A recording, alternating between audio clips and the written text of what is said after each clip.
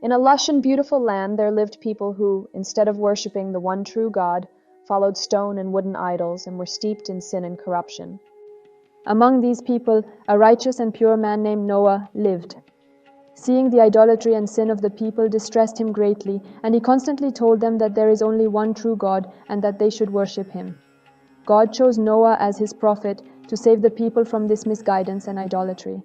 Noah patiently preached to them and reminded them of God's greatness and oneness. But the people not only did not listen to his words, but also mocked and harassed him. For years, Noah tried to guide his people to the right path, but they were stubborn and continued their idolatry. Finally, God sent a revelation to Noah and told him to build a large ship and take himself, his family, and a male and a female of every kind of animal into the ship. Noah, with the help of his family, began to build the ship. The people mocked him when they saw his work and said, "Noah, have you gone mad? For what storm are you building a ship? Do you even see a cloud in the sky? And how can you build a ship out of wood and planks and survive a storm?"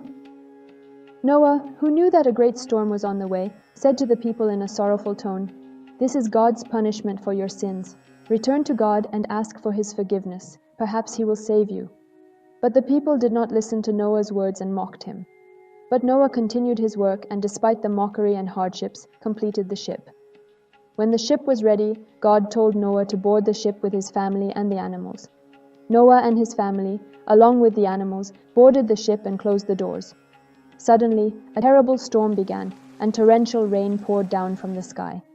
The flood quickly rose and covered the entire earth. Strong winds blew and clouds gathered in the sky. Thunder and lightning lit up the sky, and the terrified people watched this horrific scene and screamed. The people, terrified by fear, ran towards Noah's ship, but it was too late. The doors of the ship were closed, and they could only watch Noah and his ship with regret and shed tears. The storm lasted 150 days, and during that time, all of the earth except Noah's ship was flooded. The people of Noah, who had not bowed down to God's greatness, received the punishment they deserved.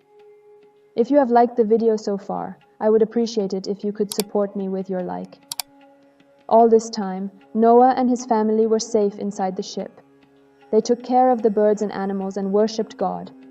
Suddenly, a strong storm blew and tossed the ship back and forth, and the rain that was pouring down relentlessly penetrated the ship. Noah and his family were very scared and tried to calm the animals down, but to no avail. Suddenly, a terrible lightning bolt came from the sky and struck the ship. The fire engulfed an entire part of the ship. Noah, who was very anxious, begged God for help. At that moment, a miracle happened. A little bird came out of its nest under Noah's bed, and its beak was full of clay. Noah, using the clay, was able to fill the hole created by the lightning and extinguish the fire.